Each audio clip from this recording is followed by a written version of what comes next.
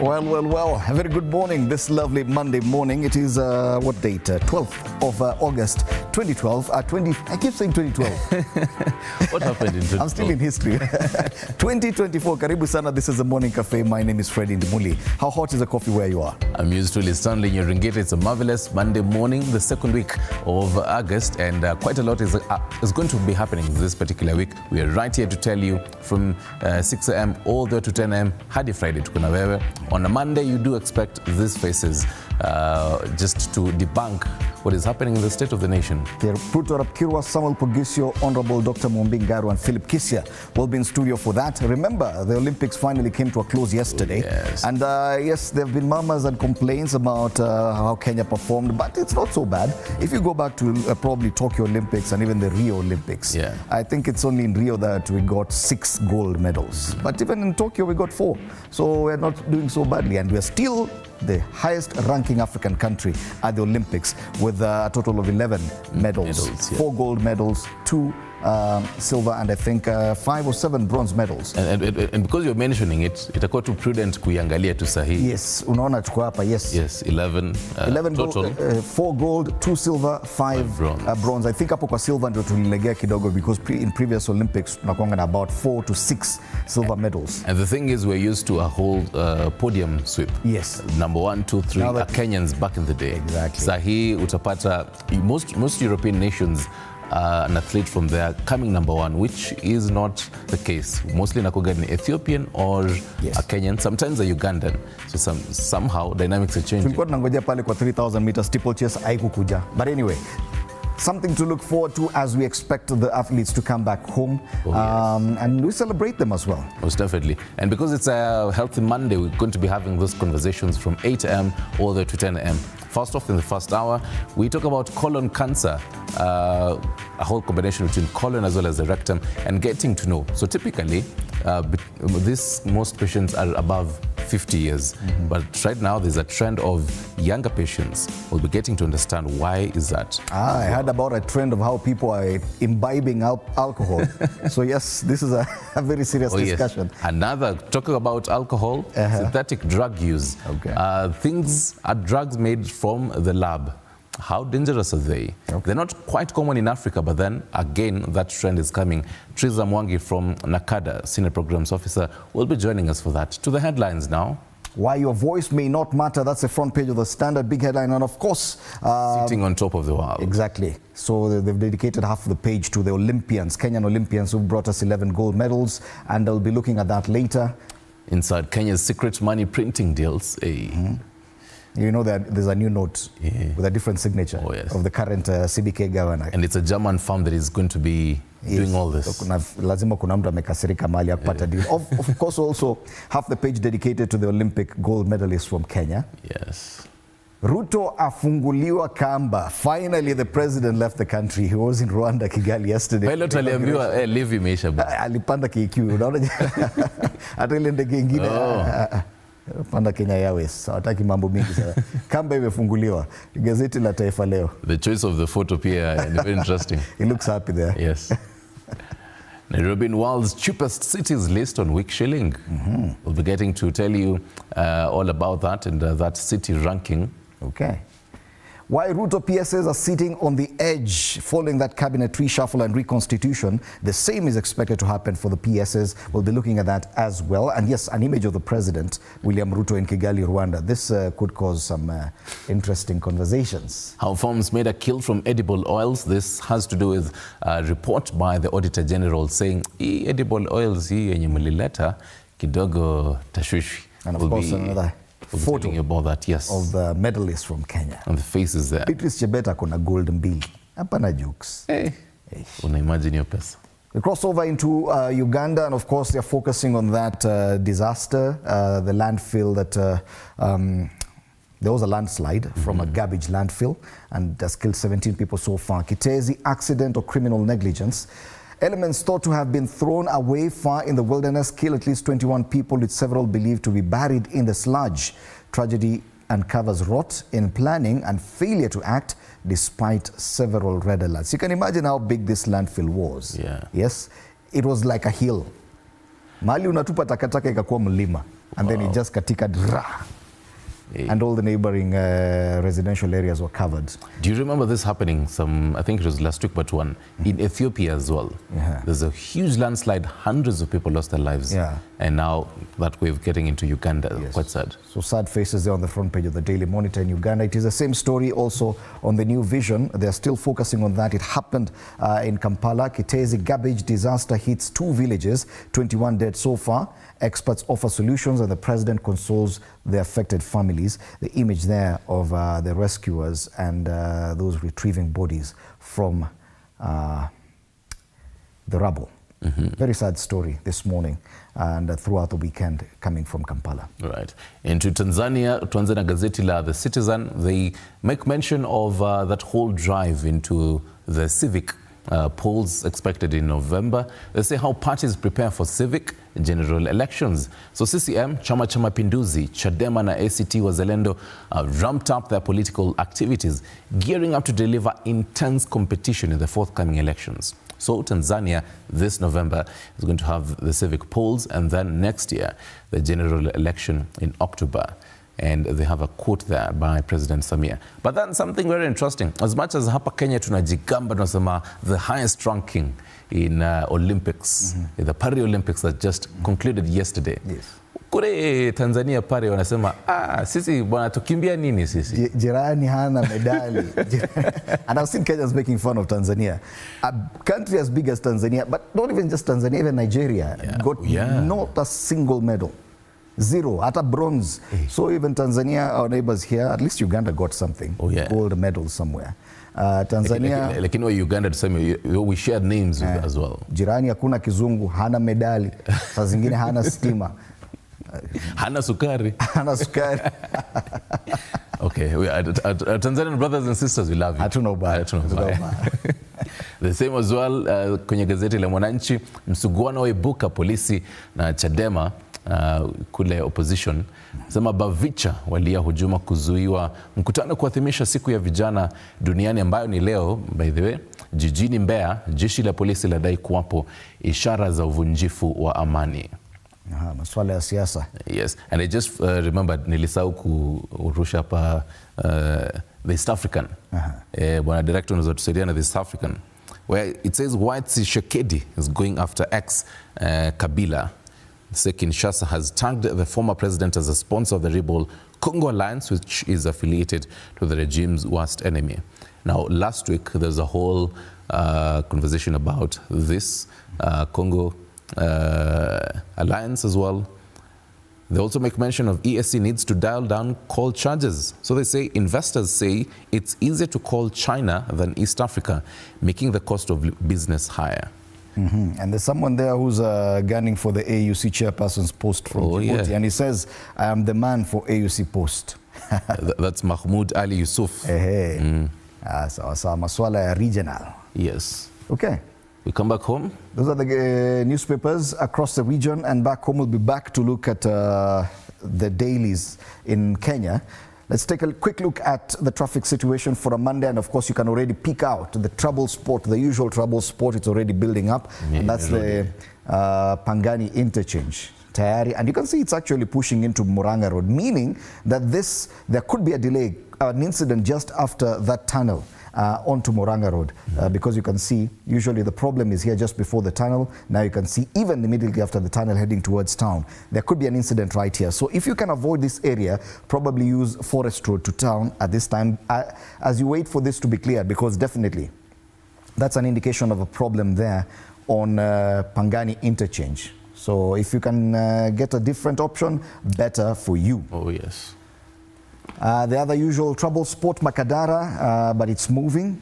City Stadium roundabout, it's moving as well. In town, it's already building up along the usual trouble spot, Haile Selassie Avenue, next to Marikiti there. So matatu mingi zimeanza kazi. So if you can avoid this area as well, if you're trying to get into town, the better for you. You could waste a lot of time here. Kama unatoka Jogoo Road, ingia pale Nairobi City Stadium, ingia industrial area hivi kidogo, ingia Uhuru Highway, approach town from the other side. Then it's much faster for you. Mombasa Road looking clear. Yes, clear all the way. Mombasa Road, nothing much to report there. That's normal traffic for this morning. Langata Road too, looking good all the way past Uhuru Gardens towards Mbagathi Way roundabout. A bit of a snarl up there on Mbagathi Way once you get to the City Stadium roundabout, but that must have been to do with the lights. That will clear in a short while. Ngong Road is looking good all the way past Prestige Plaza to the City Mortuary roundabout. Finally, let's take a look at the other major tributary into town, and this is Waiyaki Way, and it appears there's some trouble somewhere around Nairobi School, and that's very unusual. Yes, because immediately after you pass Mountain View, Kangemi, and then just before you get to ABC Place, there appears to be some problem there. Heading to town. Heading towards town, yes, and it's two parts of the road. So it means there could be an incident there. I don't know how you can avoid it, but yes, just expect that slowdown before you get to ABC Place. But after that, it's smooth all the way into the CBD. Oh, yes. So yes, that's a traffic situation there. Typical Monday morning traffic, so expect a few trouble spots here and there. All right. Before we cross over to the weather, you might have, in case you order one of these digital hailing apps, you might have had a whole intercation with the driver nakwambia, ongeza 100 if your trip is less than 300 bob. So apparently they're really pushing that the cheapest ride around Nairobi to be 300 bob. Okay. So yes, in case this morning you're trying to access and unashangaa mbona na cancel, be aware of that. Okay. Let's take a look at the weather and see different parts of the country. Start with Uasin County, and things are going to actually be very interesting this week for specifically for Uasin Gishu, because one of the cities, one of the towns now is going to be conferred to be a city. Okay. Eldoret on I believe the 15th. Yes. Eldoret is actually at the corner of 3 counties. Oh. Yes. There's Uasin Gishu, there's Nandi, and there's another one. There's another... Iko hapo karibu. Iko hapo, they share the town. So it's very strategic. Yes, yes. But the Uasin Gishu County government is domiciled there as well. So just to update you, this particular week we're going to have President William Ruto expected to confer Eldoret to be a city, and this is how the weather is going to be looking like in that area. Quite an amount of rainfall actually for not only today but also this entire week. So if you're there, make sure that you be very alert on that. Let's head to the northern part of the country, all the way in Marsabit. It's 6 a.m. and it's 17 degrees Celsius. Pale, no chances of raining today if you're in Marsabit. Highs of as high as 25 degrees. If you're in Tungale Pale Nyamira, Kule Nyanza region, 14 degrees Celsius. It's there's some light showers in the morning right now, and expect some thunderstorms into the afternoon. And going to be having highs of about 21 there. That is going to be similar getting into this whole week. Finally, in Nairobi, 50 degrees Celsius right now. This is going to get as warm as 23. No chances of rain today if you're in Nairobi. So leo ni weather mzuri sana ya vatu ka jacket, something light, not something heavy. All right. Let's take a look at the news diary. And as I had mentioned before, today is International Youth Day, by the way, in our news diary. So the theme for this particular year, the Youth Day 2024, is From Clicks to Progress, Youth Digital Pathways for Sustainable Development. So today do expect a series of events to commemorate this particular day across the country. Now the next page, it is the big elephant in the room, because it is International Elephant Day. Yes. Okay. So this particular day serves as a reminder of the critical role that elephants play in our ecosystems and the urgent need to protect them and their habitats from the numerous threats they face. Also do expect from the Kenya Wildlife Service to be conducting quite a number of events today across the country as well. And then today, in case you're heading to the airport right here at along Mombasa Road, from around 8 a.m. to around 11 a.m., do expect some crippled operations, because the Kenya Aviation Workers Union among others, will today be issuing the 7-day strike notice to the government. So this call for industrial action comes a week after KAU, that is the Aviation Workers Union, issued a 7-day notice to the government to hold the processing of leasing JKIA to a private company identified as Adani Airport Holdings.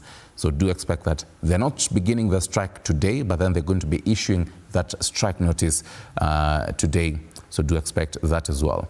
And then going to be also having Chief Justice Martha Koome will be presiding over the prisons decongestion initiative. This will be happening at the Nairobi Remand and Allocation Maximum Security Prison Industrial Area. Something else further that is going to be happening, so the Cabinet Secretary of Environment, that is Aden Duale, will be taking over the office from his predecessor, the Cabinet Secretary of Defense now, that is Soipan Tuya, in the morning hours. So do expect that. And that means that we're also going to be seeing a number of other Cabinet Secretaries who are sworn in last week, also taking the office from their predecessors as well. And to just have that, going to also be having that, seeing that not only today, but then this particular week. That is as far as our news diary is concerned. Right now, though, tuangalie today in history. On the 12th of August 2017, deadly protests continued in several opposition strongholds around Kenya as supporters of ODM party leader Raila Odinga refused to recognize the results of the presidential election that saw Uhuru Kenyatta re-elected as president. Right, tuangalie sasa magazetini. Yes.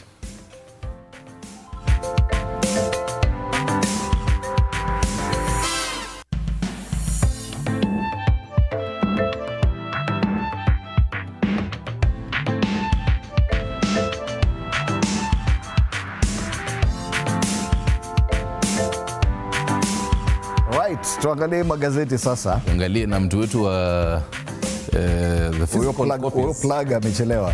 Why your voice may not matter is a big one on the front page of the Standard. Yes. And they talk about the kind of memoranda that Kenyans presented to Parliament as they vetted the cabinet nominees.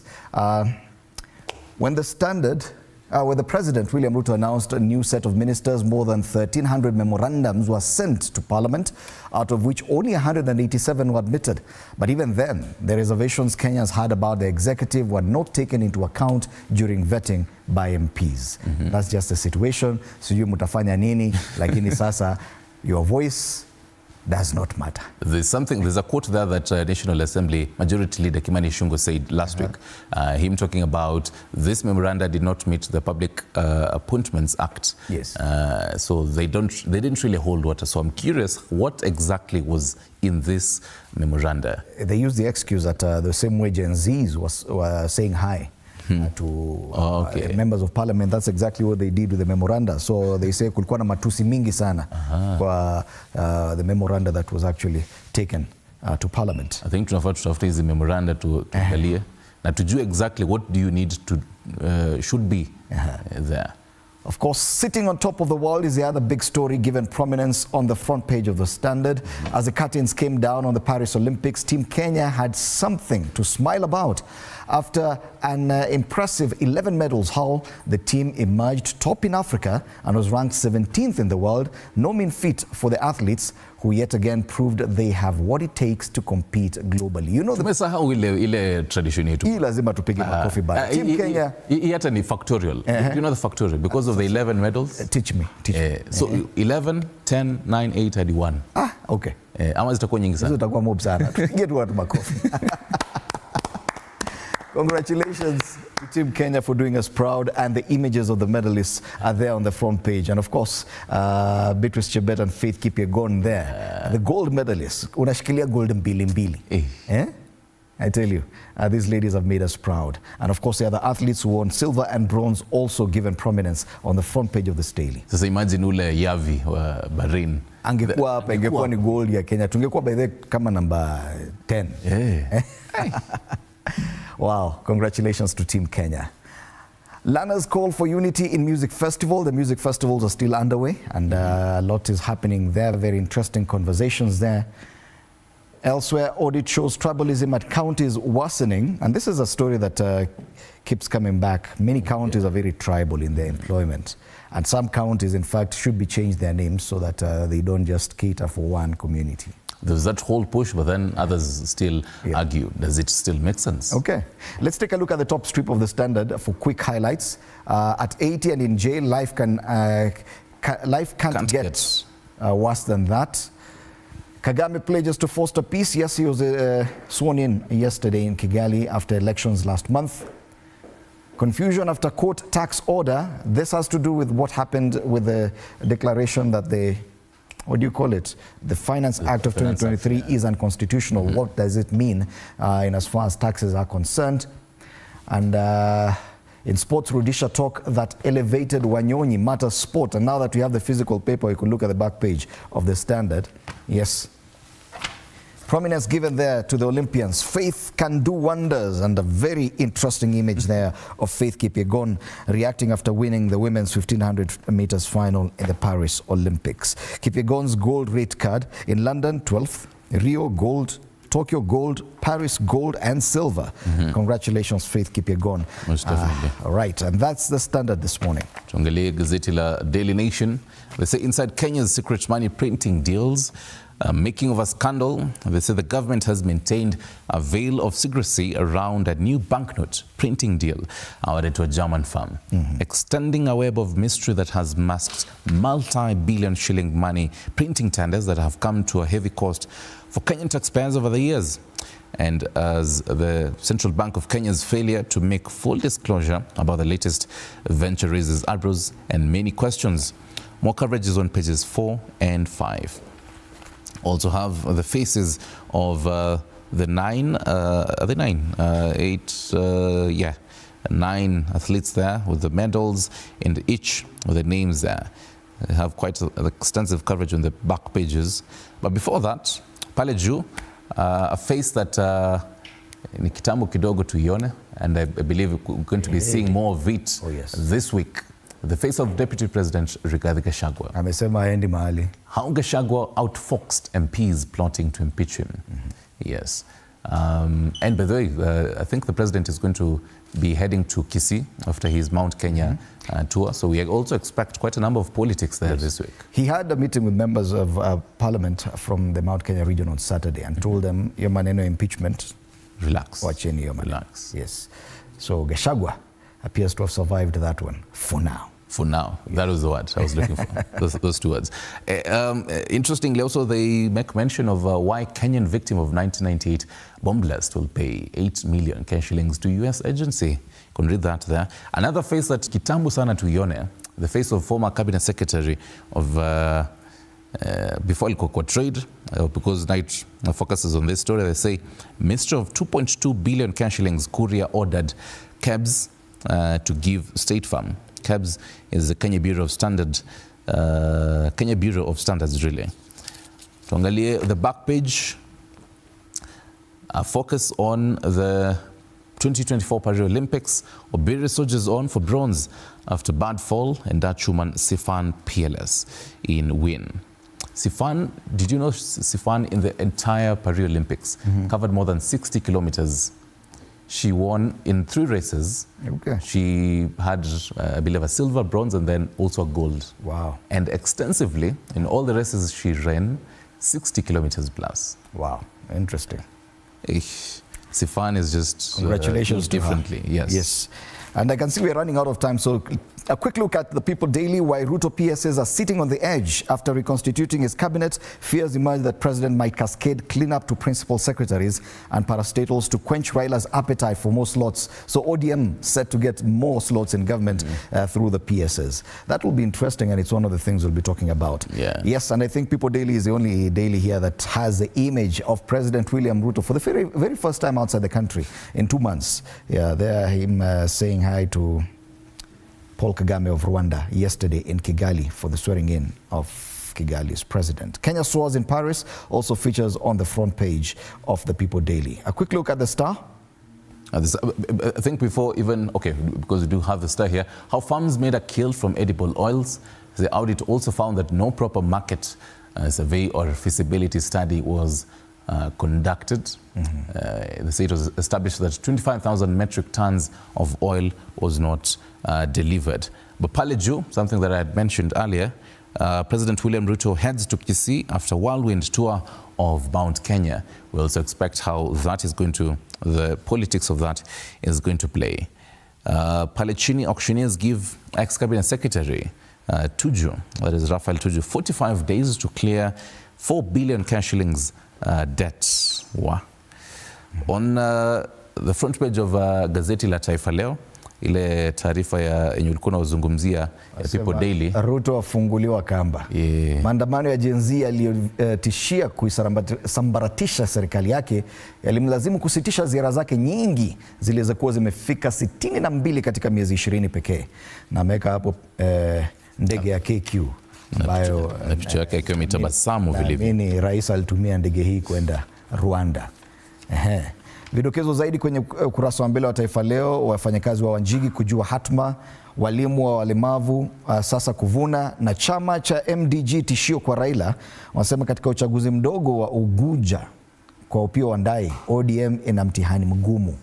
A number of by-elections coming up. So gazeti la Taifa Leo ni hilo. Na finally, Business Daily. On the Business Daily, Nairobi in world's cheapest cities list on Week Shilling. They say the capital at a position 201 in the 2024 cost of living city ranking. Currency tumble made life easier for expats, as expatriates in shortened. They give a graph there, of, or rather a table, top cost of living ranking decreases. Lagos, Luanda, Abuja, Santiago, Osaka, as well as Nairobi rank between last year and this year. Other headlines, the United Arab Emirates firm retains 10,000 jobs after Lipton Tea's Kenya buyout, that is on the bottom bit. They say a UAE-based firm has committed to retaining all 10,120 employees at Lipton Teas and Infusions Kenya and Limuru Tea, as it acquires controlling stakes in the two tea farms from a British company, allaying fears of job losses. That is very interesting for you, viewer, as in case you know someone who's working there or you're also working there. On the ticker, Matters Economy, miners push Joho to release mineral wealth report. So they say miners and traders have turned the heat on newly appointed mining CS, Ali Hassan Joho, to disclose the findings of a multi-billion shilling geophysical survey on Kenya's mineral deposits conducted by the National Intelligence Service as well. That in a nutshell is the Business Daily, and that takes us to the cartoons this morning. All right, to start with the cartoon on the Standard. And we have a caricature of the newly appointed CS for Sports, Kipchumba Murkomen, juggling football, a soccer ball, and he's trying to face federations. Of course, the politics of federations is very big. Yes. And so the CS is saying, I will dribble, juggle, and strike. Interesting there. Matters Sports on the Standard. On Daily Nation has, this is actually People Daily. Yes. Has to do with matters politics, and there's unapatanga pale funeral, the plaque. The plaque. It has been written RIP opposition, and they have caricatures of Raila Odinga as well as William Ruto. Raila Odinga is holding a gun. The commentator says Baba used his last bullet on a wrong target. Yes. A wrong target. Interesting. The cartoon on the Daily Nation today is about the Olympics and rolling out the red carpet for the Olympians, the gold, silver and bronze medalists from Kenya who made Kenya proud. They returned home with their 11 medal haul. And once again, we congratulate Team Kenya for doing us proud. That's a cartoon on the Daily Nation. We'll be looking at this and a lot more with my panelists after the break. Do stand by for that. Our usual power panel each and every Monday is here. So you can be part of the conversation through social media pages on X at TV47 News and on Facebook TV47 Kenya. You can always tag me. My handle on X is at Fred Indimuli. _. Number 2047 is our SMS number. 0793 267 279 is our WhatsApp number. Coming up later, conversations about health. First of all, at 8 a.m. we discuss colon cancer and why this whole trend of younger patients less than 50 years is seen on colon cancer. And then later on, we get into the synthetic drugs in Kenya, a whole trend of drugs made in the labs. How dangerous is this? Stick around for all that. Right now though, tuchukue break, tutarudi.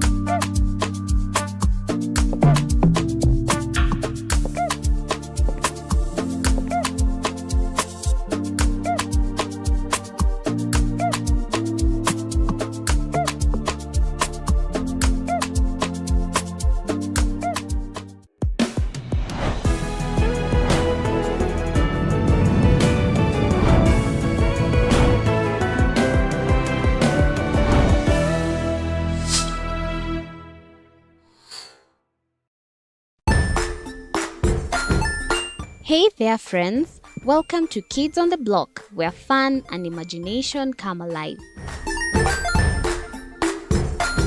We dive into magical world filled with exciting adventures and awesome friends. What position were you in? I was number 2. What position were you? Number 1. He decided to cross the bridge by his house and look for food on the other side. We're going to do half cup of chocolate chips, and the other one, we're going to do half cup of the blueberries. So, grab your imagination hats and get ready to explore with us. Join us every Saturday at 9 a.m. for new friends, amazing stories, and tons of laughter.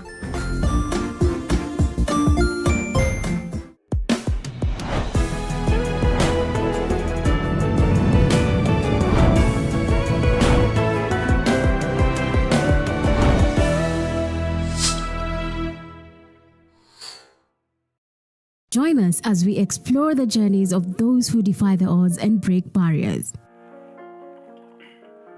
We dive deep into the stories of triumph. Sometimes when parenting a child with a special need or whatever disability, family life becomes a bit complicated and you may end up raising the child on your own. Here, we inspire. I have a farm which one we showcase with other dyslexic youths and autism, how to farm. Motivate. It's never easy, but what we do, the best thing is to work with another parent who has an elder child than yours. And break through the barriers one story at a time. Push your boundaries beyond the limit. Saturdays at 8 p.m.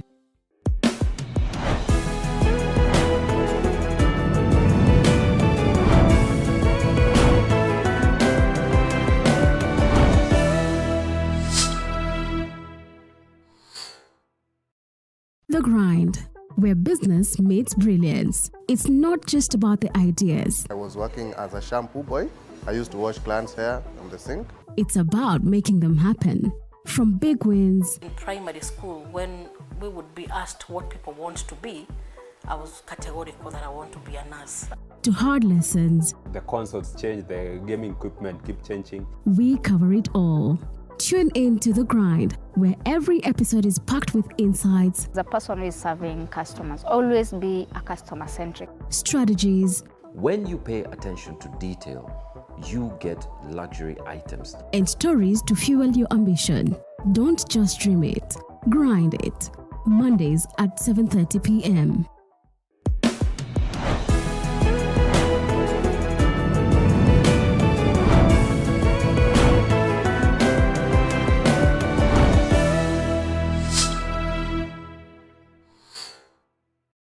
Jiunge nasi tunapoangazia safari za viongozi bora.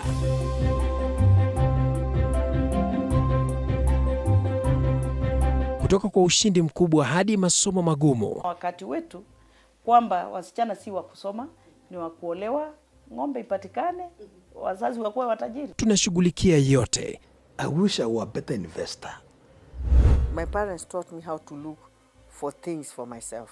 Tazama Mfahamu Kiongozi, ambapo kila kipindi kimejaa maarifa, mikakati na hadithi za kukuza azma yako. For me to succeed, I have to fight. Kila Alhamisi saa 1:30.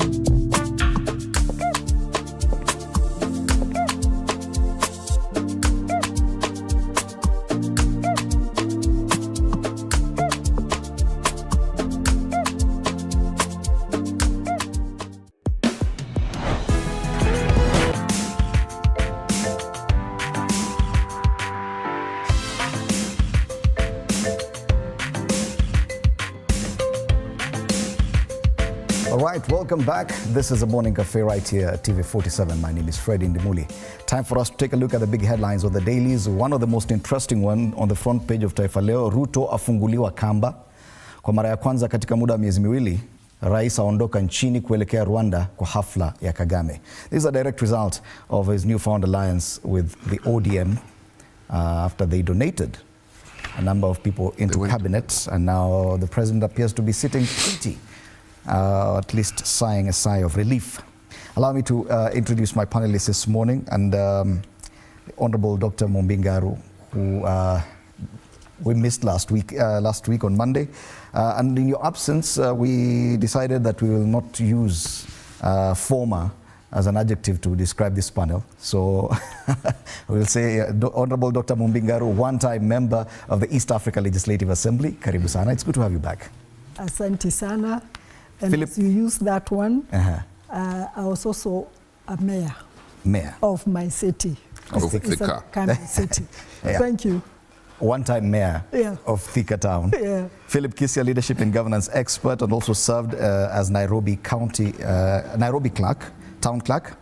Samuel Pogisio, ICT minister in the Kibaki II administration, and Kipruto Arap-Kiru, agriculture minister in the Kibaki I administration. Karibuni sana. Of course, all the dailies have given prominence to news about the Olympics on the front pages. It is only fair we start with that. There had been a lot of concern that Kenya was not performing very well, but it would appear we're still doing well.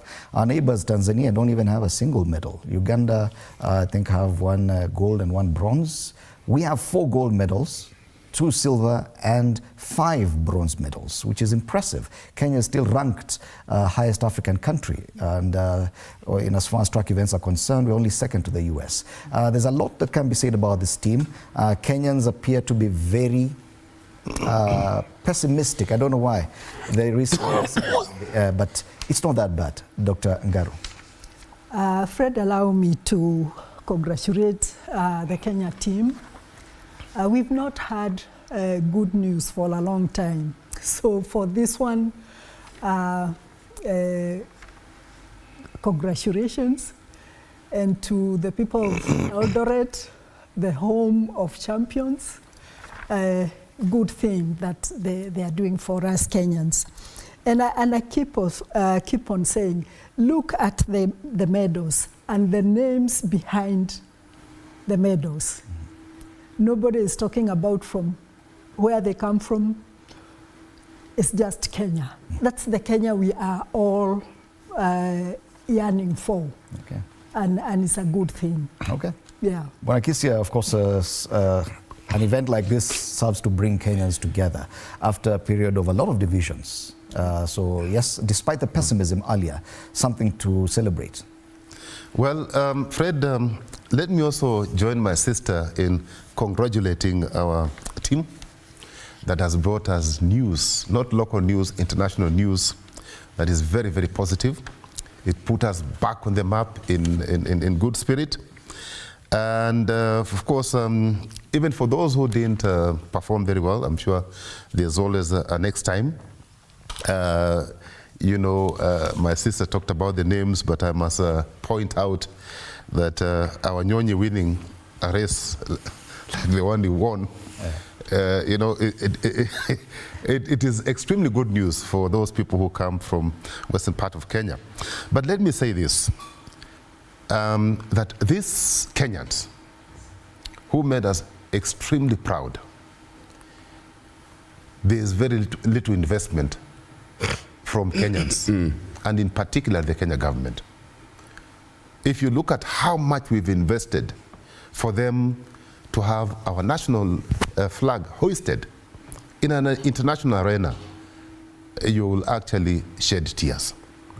So this is a sacrifice that they have made for this country, and it should serve as a lesson to those people who are in power, that sacrifice is required in most of the things that we do for humanity.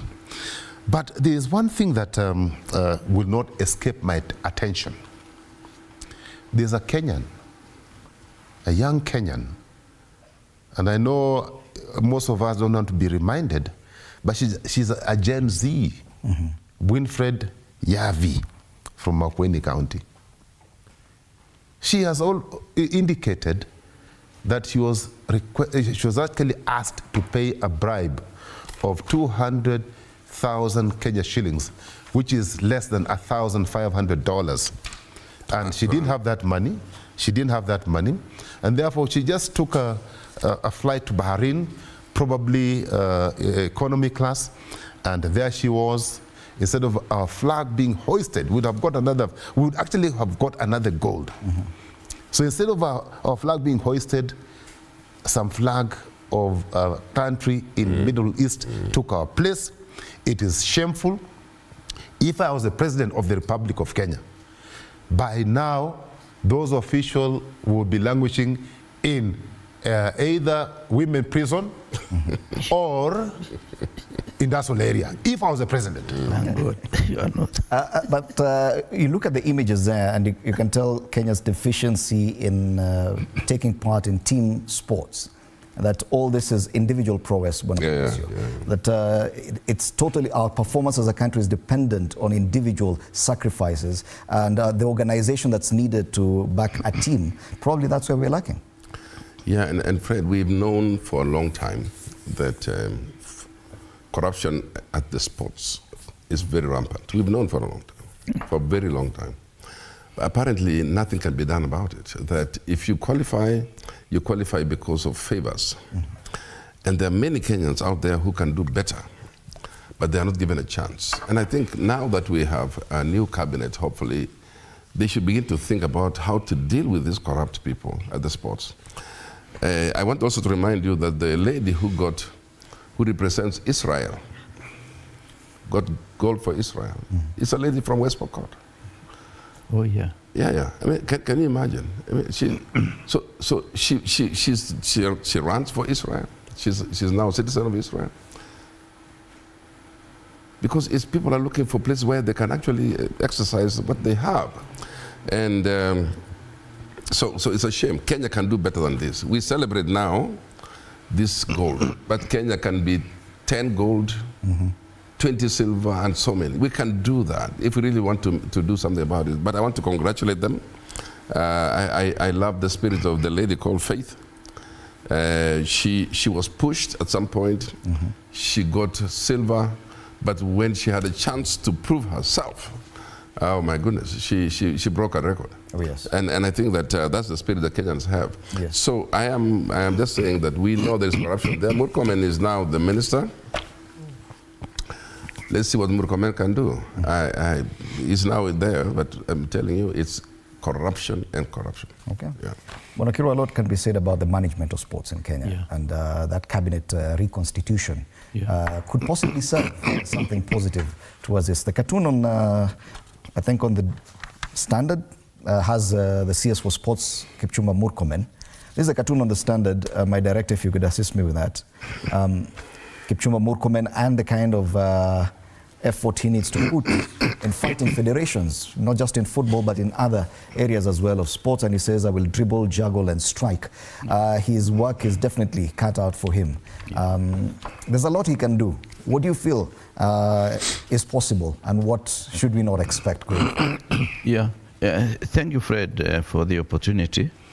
And also let me join my colleagues in celebrating the results of the Olympics, despite the fact that we could have done better.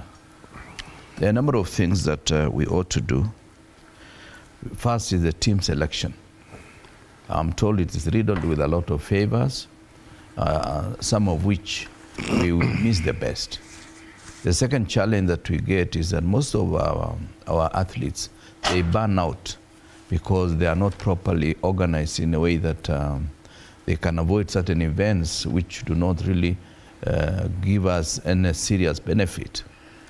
And that makes it impossible for them to perform at the time that they are required internationally, because every Olympic gives us a number of positions in the international map. The third issue, which I feel is also important, is that there should be individual reward. The former Minister of Sports, Maina Kamanda, started with a token of about 100,000, $500,000, which I thought it was a move in the right direction.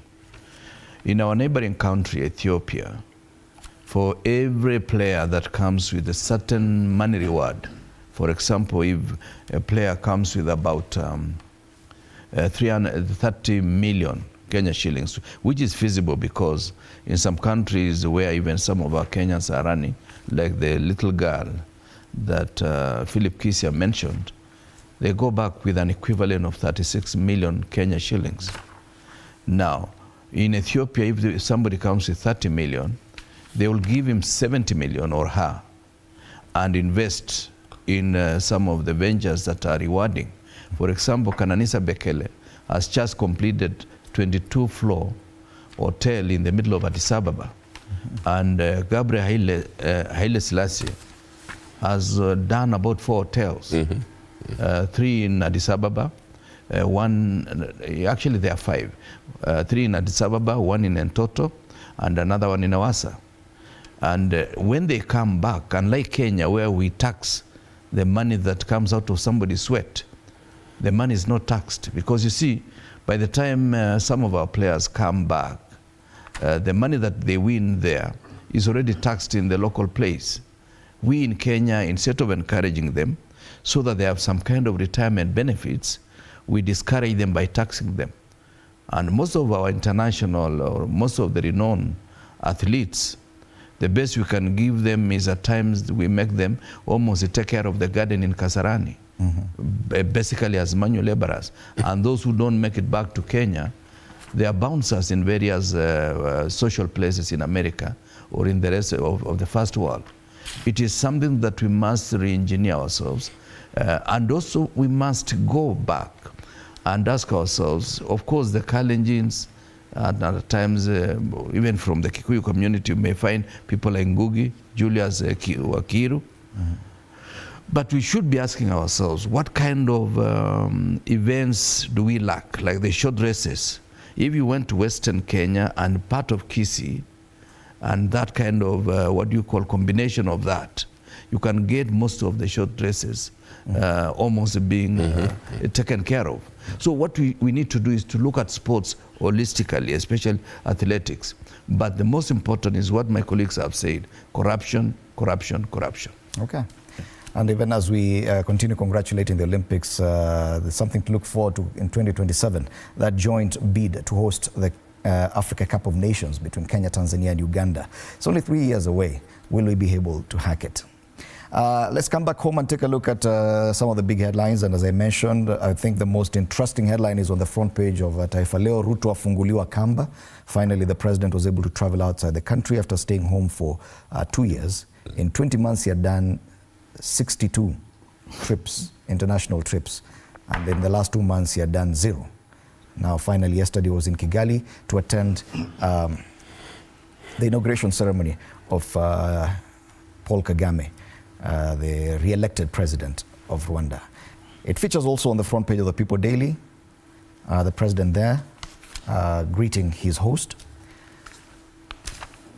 Dr. Ngaru, the president appears now to be getting comfortable after a period of a lot of discomfort, and this highly criticized dalliance or alliance with the ODM party appears now to be bearing fruit for the president.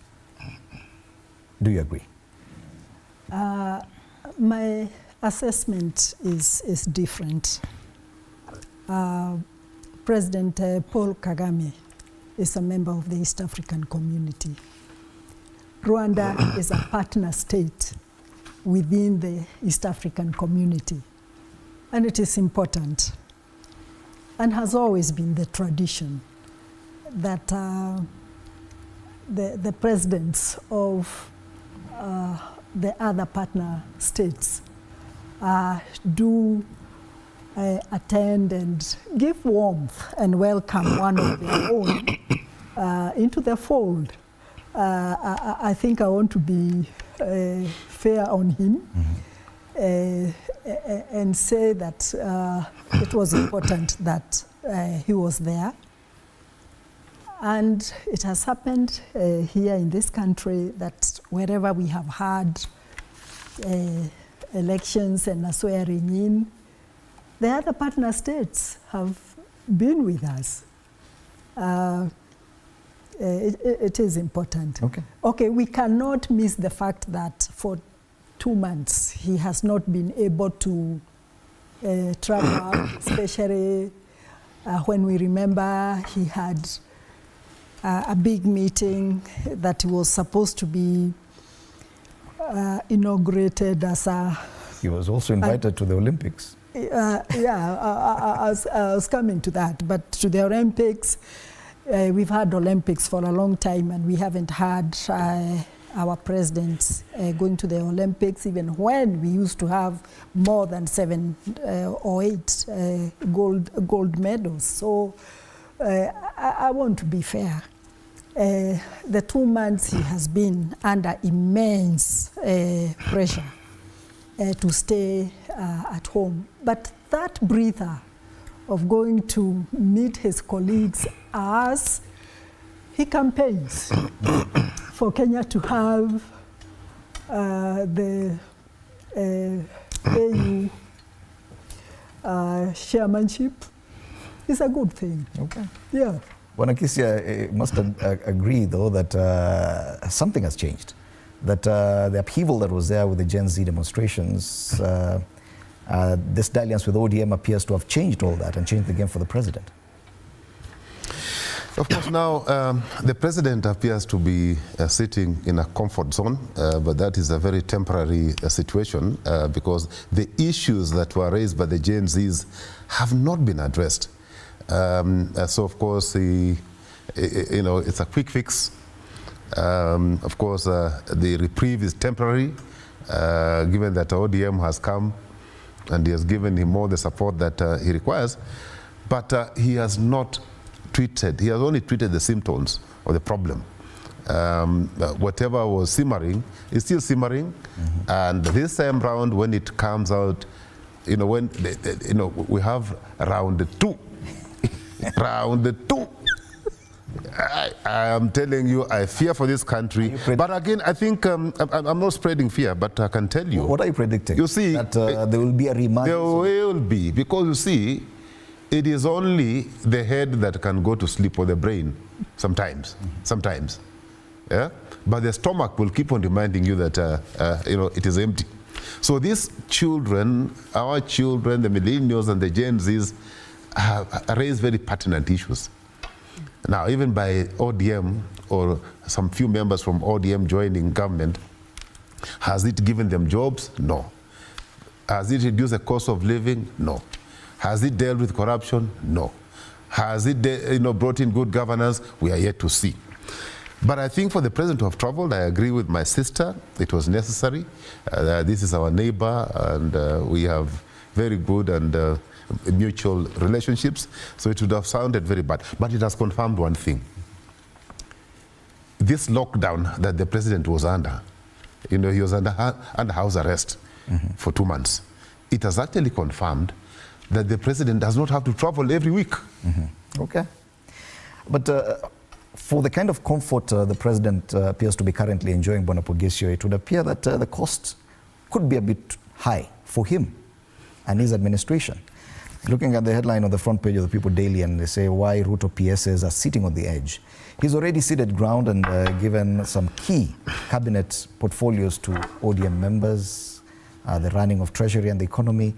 Now, it would appear that even a number of PSs, and that up to 20 PSs could be going ODM's way.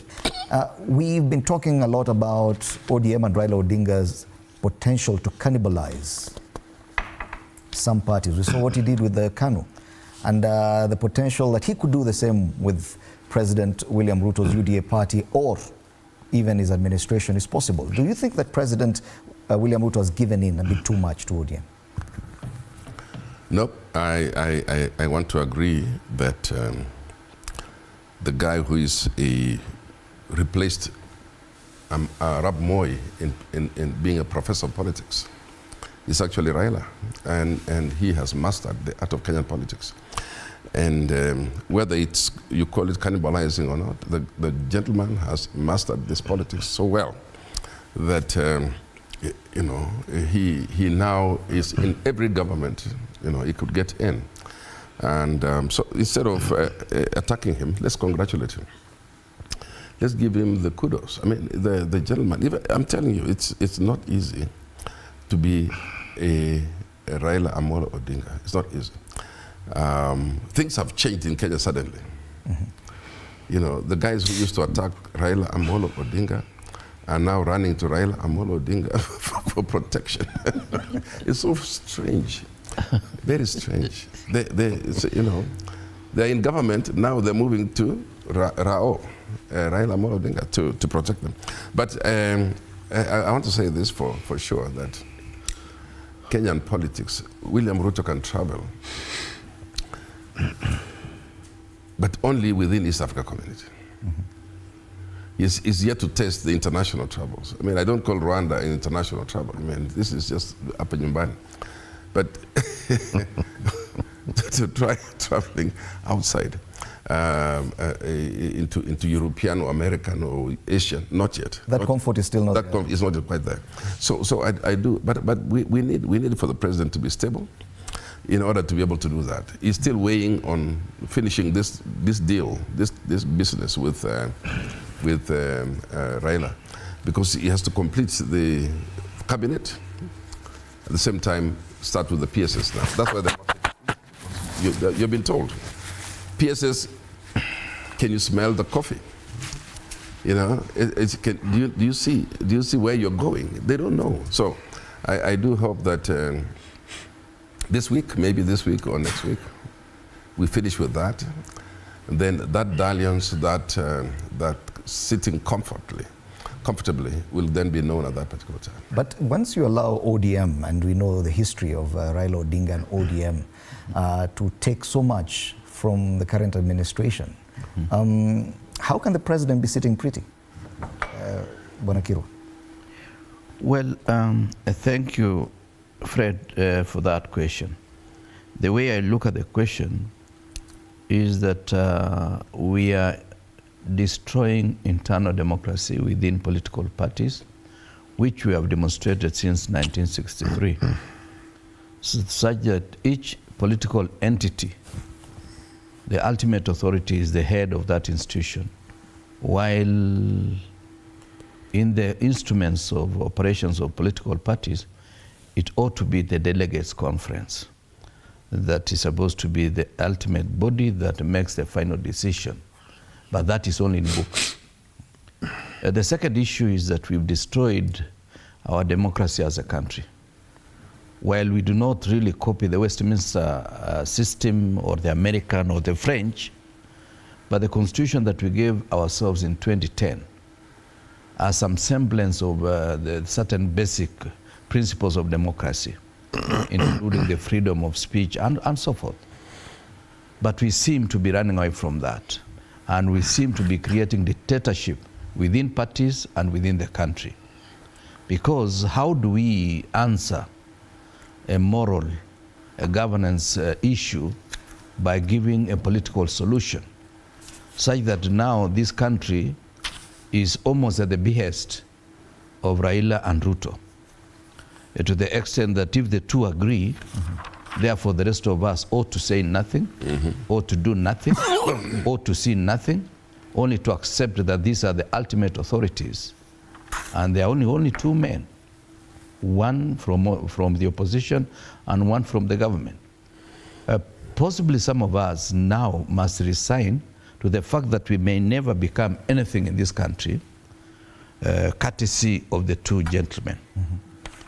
I do not want to be as fair to Raila as my brother Samuel Bogisho. I think Samuel Bogisho should have been a bishop or a student of diplomacy, so that because he likes using nice words even when he's not agreeing with you. But for me, I feel Raila has done so much for this country. But this time he has gone so low, because I did not see the need for him to bring his party officials to the government. He could have brought his supporters. There are two around this table who could have been ministers, without taking his two deputies, the chairman, and the one of the minority. I feel it is not sitting pretty well for democracy. And in knowing the way I've told you before, William, perhaps he was going to learn a few lessons from Kagame, because I believe, given a chance, William Ruto can move in that particular direction, because he does not believe anybody else knows anything in this town. It is he. And remember the kind of language he was using against Raila, Mchawi, Muganga, and all manner of things. I don't know when they are alone, how do they treat that kind of insult? And also, I don't believe, Fred, that Kenyans deserve democracy. Because listening to the people who are not with Raila in the last election, they want us all of a sudden to change and move to government just because Raila has moved into government. I find it not sitting pretty well. And watch this space. It is akin to the landscape that we have enjoyed since 1963, where people cross over and Kenyans accept that the only way you can survive is to be in government. Yeah. Yet political parties are formed solely for the purpose of getting to form government and to run the country. And many would argue that the end justifies the means, that Raila Odinga having his people in government is exactly what his intention was. Are we being a bit too unfair to Raila Odinga, Tangaru? Yet I've heard those saying that we are here to save the flag, to save William Ruto and his administration. Yet William Ruto is trying to say, vile sitaki kuitwa Zakayo peke yangu.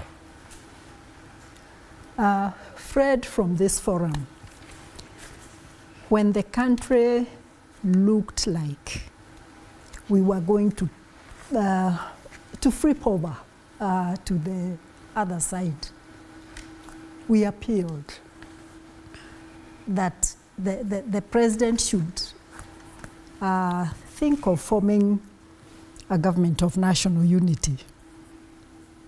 And we give examples that it would not be the first time that he reached out.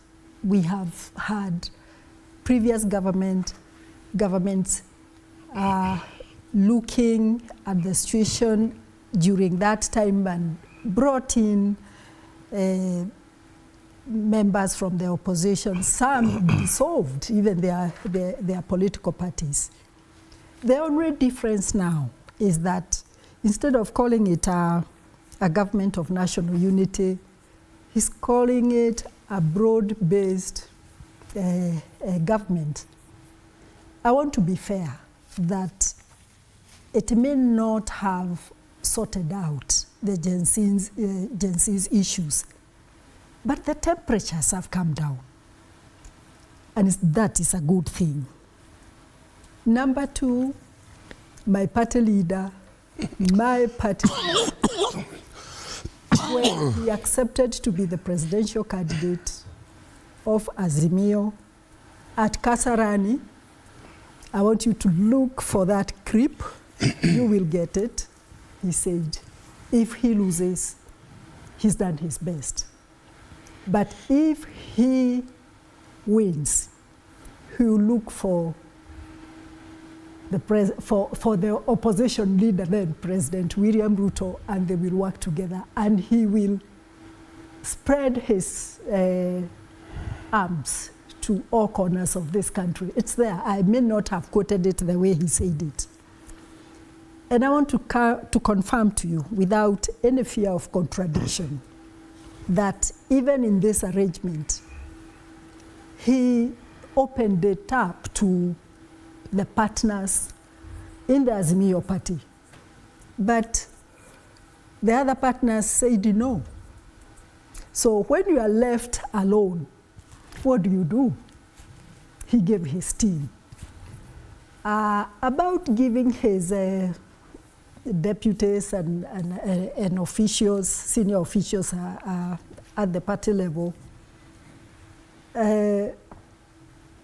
maybe that is what could have been good for the party at that time. But I can tell you, the list was longer than that. There were others. Oh, okay. There were others. There were other names. He could have possibly gotten 50% of the cabinet positions. And when he gave the names of 4 people, 2 were left, still waiting for the other members of the coalition to forward their names. I know names that were supposed to be given by another partner and that kind of thing, but they kept on saying, no dialogue, we cannot join, and so forth. So why people are this is because we'll have to make a decision when nobody else can make a decision, and the other 2 names were forwarded. I particularly want to congratulate Beatrice School from Turkana. She has been my colleague for almost 20 years. I've worked with her, and I know she will make it. And even as the other names of PSs are floated, I am sure from our party there's a pool. And if they want to, they qualify and they are taken in, I have got no issue with that. Okay. My plea, even inside our own party, is that please go and make a difference inside there. And in that difference, let us stabilize the country. Remember all those issues that have been talked about. We talked about those issues as a political party before even the Gen Zs said it in the 2023 Finance Act. So they are aware that those have been issues that have been at the heart of our party. And just to remind you, before the NADCO report, whatever was going in the NADCO discussions was as a result of what the Gen Zs are talking about. Okay. So it's not new to us as ODM, and it is important. I cannot disassociate myself with things that I know have been happening in the party. About my party leader and being in other governments, I think he's he's working smart. Okay. He is working smart. In every profession, we are taught to work smart. So if he can work smart in politics, gain for his political party, just like engineers work smart to do efficiency and productivity in their field, I think he's a smart politician. Yeah, the concern is now that this kind of, or the structure that this dalliance has taken, because every time he has worked, Raila Odinga has worked with any administration, it has taken a different structure. The merger with KANU was different, the Grand Coalition government was different, this handshake with President Uhuru Kenyatta was different. Now this one where he has members of his cabinet in, him sitting on the outside, there are concerns that this could be akin to creating another center of power within the Kenya Kwanza administration. That in itself has its own risks. Do you agree, Bwana Kisia? Yes, of course. Let me agree with my sister that the country was at the verge of collapse. And President Ruto, being a good student or a bad student, he had to seek assistance from somebody who could salvage his presidency. And therefore, he went for our party leader's support, which I can see has been extended by donating some of the party members at the very top to serve in his government. And obviously, Raila is not a very naive politician. He has seen some weak points within that architecture. And for Ruto to survive, I don't see him having very many choices, but to allow Raila as another center of power. You heard my senior brother Pogisho say that now people are actually going to him. Mm-hmm. We've seen permanent secretaries paying courtesy calls at Capitol Hill. I mean, that's a center of power. Why would a whole senior government official go to a private office? Because Raila does not hold any senior government office, but now people are paying him visits.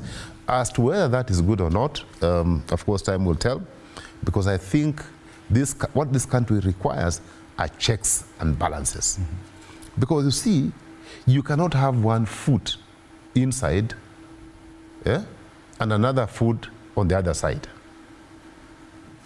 It basically says that you split yourself into two. If you split yourself into two, Fred, are you able to survive? I don't think you can survive. And again, I think we should get back to the issues that created the heat that went through. My sister saying now that things have calmed. Yes, it's a temporary situation. The prescription given is just to make sure that the liquids don't come back, don't come out from the body. But for how long will the body sustain those liquids? In another few months or a year or two, those liquids and the solids that you are stitching so that they don't come out, they'll become poison. And eventually that body will die. So this government, if it does not address the issues that were underlining, the issues that the Gen Z had put on the table, the issues that are affecting Kenyans negatively, if they are not addressed, it does not matter whether you remove that wine, you get new wine and put it in an old skin, nothing will change. So, and then of course, Mumbi must probably have more details than I do, and they said that it's a smart move that our party leadership agreed on this arrangement. But the question remains, who is going to checkmate this government? Obviously, we don't have an opposition right now. We have, Kalonzo and my friend Eugene, scattering around. Are they going to really form a formidable force to put this government? I actually fear for this country, because this country, yes, for the time being, it looks as if things have stabilized, but I can tell you, in another 2 years, this country will collapse. Because you see, there is a court order, a judgment at the Court of Appeal, that even declared the 2023 finance bill illegal. Unconstitutional. It's illegal and unconstitutional. So now, it therefore suggests that they actually have to use Uhuru Kenyatta's finance bill. Okay? Now, you as a president, President Ruto, has been talking about people obeying the Constitution, people obeying the courts and the rule of law. Several weeks or days after that judgment, they are still using the finance bill of 2023. So if you as a government, you don't even respect court orders, you don't respect the rule of law, how then would you encourage the citizens, the younger population, to respect the rule of law? This country is headed completely towards the wrong direction, and if we don't check, I fear for this country. Mumbi has talked very well, saying that now it's okay, but when you move one step forward and you take 3 steps backward, have you made progress? That's a question that we must be asking ourselves. Okay. Is there any progress? In fact, we have retrogressed, in my own view. Okay, we're even in a poorer and bad state than we were. Okay. And Bwana Pogisio, when your colleague Wanakiro was speaking earlier, he mentioned issues or concerns around our democracy and whether it's still as strong as it used to be, and what this has done to it. You've served in the parliamentary leadership, and now we have a situation where the party that was the biggest on the minority side has one foot in government. We've seen how the executive has been controlling the numbers in parliament, especially in the National Assembly. Now we have ODM both in government and controlling the entire leadership of the minority side in parliament. So the minority and majority side appear to be in congruence. And what kind of risk are we facing when parliamentary leadership appears to be one-sided? And afraid, this cannibalizing, as it were, our democracy. It's very clear that once you get the main opposition party with one foot inside government, that's the end of multi-party democracy, basically. There are no two ways about it. There's no two ways about it. It's not a temporary measure now. It's become a permanent measure, because from now on, the voting in the House could basically change. And the president now has a new lease of life, because you've got people now who used to oppose every motion that came. Now will be supporting that motion, every bill, everything. That being said, I can still say that with Kenyans, the way I know Kenyans, and the pressure that we're putting on these people, and the Gen Zs are putting on every one of us, it will not be as easy as it looks. Okay, it won't be as easy as it looks, because the pressure will still be. People are watching, and now instead of you just thinking that you can get away with anything, you will be visited. You'll be visited. If you do something silly in this country today, we have a way of visiting you. It's either on your line or on your person, because people are getting angry. Let me tell you, there's something that we need to know about this country today. There are more people who are hungry and angry. People are not only hungry, they are very angry.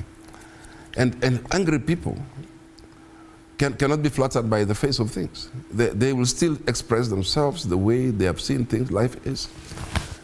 This is not the end of it. I don't see the end of it. In fact, it's a very big risk for ODM. It's a very big risk. It's a very big risk that Raila has taken. Very big risk. Because while life is going to be easy for Ruto, it might not be easy for the partner. People are going to say, what have you done to us? Because we counted on you. We wanted you to remain strong on the opposition side. But if you look at it, Kenya is sitting on the edge. Kenya is sitting on a very difficult position right now. Our economy is not doing well at all. And if we play politics without dealing with the economic situation in this country, you're going to create more enemies. And I don't know. It's a very difficult. If I were to be the advisor in this case, I would say let's begin to look at, okay, we've come together, but are we addressing the economic situation in Kenya? Are we addressing the challenge that people have? Are you addressing the angry people and the hungry people?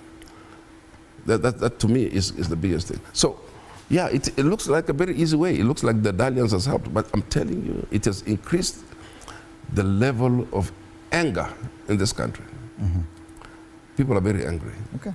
Yeah. But Bonakiro, it appears the president has tried to shield himself by pushing everything that's probably needs heavy lifting towards ODM.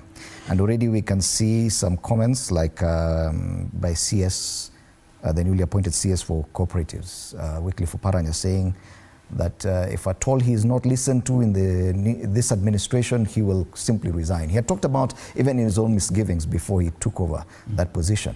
That in itself is indicative of a problem in the near future, that maintaining and sustaining this alliance may not be that easy.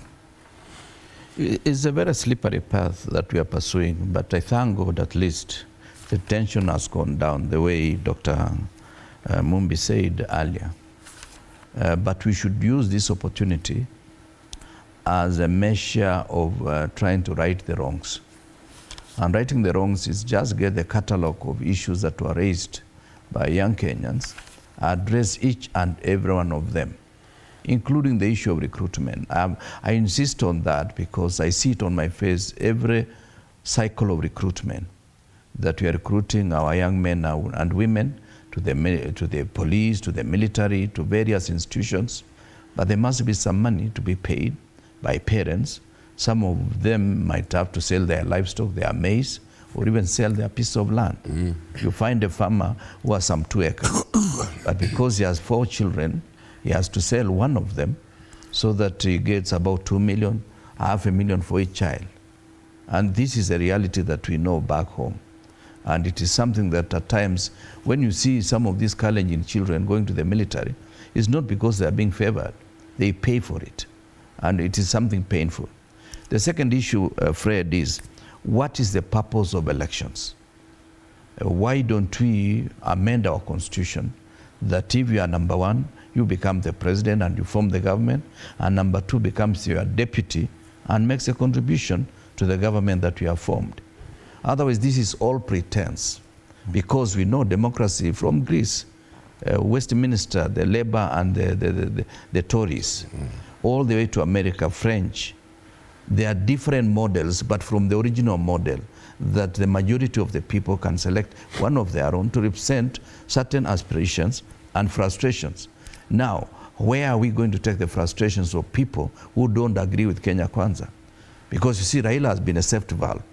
When he makes some demonstration, when he makes a statement, he sells hope to the people that Raila is in town. Now that Raila is going to Addis, and I pray for him to go there, who are we left with? But my worry is that these GNCs, if they don't focus on 1 or 2 individuals to provide the leadership, and they support that particular person, it might be a revolution. And revolutions are not created by big things. It is by carelessness akin to the one Kenya Kwanza has. Arrogance, attitude utadu, we won elections fair and square with a difference of only 230,000 votes. The other millions of Kenyans are feeling frustrated. And even those, in fact, for the information of the president, and I hope he has come back, the people who are more bitter are the people who voted for him. In fact, those of us who didn't vote for him, we said we expected not better results. Actually, I crossed about a month before elections or two, because I thought Raila was going to provide a better ticket. But it seems the ticket would have been the same. Because as long as we don't respect internal democracy in political parties, then we are going to be in this vicious circle. The second issue is the issue of institutions. The institutions that we have today are the three arms of government. If we don't respect, by emasculating parliament from the beginning of time, frustration judiciary, and creating chaos in your own political backyard, and also not respecting constitutional offices or commissions, that is where we are destroying the very fragile democracy that we ought to enjoy as Kenya. I'm worried about democracy. I'm not even worried about the leaders we have today, because through natural attrition, they may disappear in the next couple of years or in the next 10 years or so. But I'm worried that these bad manners that is visiting us started in 1964 when Kanu crossed to Kanu. And we became de facto one-party state until we amended the constitution much later. So this is de facto one-party state. Because in this country, Fred, the two people who are in charge of propaganda, 80% is Raila and Ruto. Now when they are on one side, even whatever we do, that's why Philip Kisia was saying Eugene and Kalonzo, I don't know whether you use the word scattering or scatting. It should have been scatting around. But they are not scatting. It's because propaganda machine is together. Raila and Ruto. These are people who have created propaganda from the days of ODM, PNU up to now.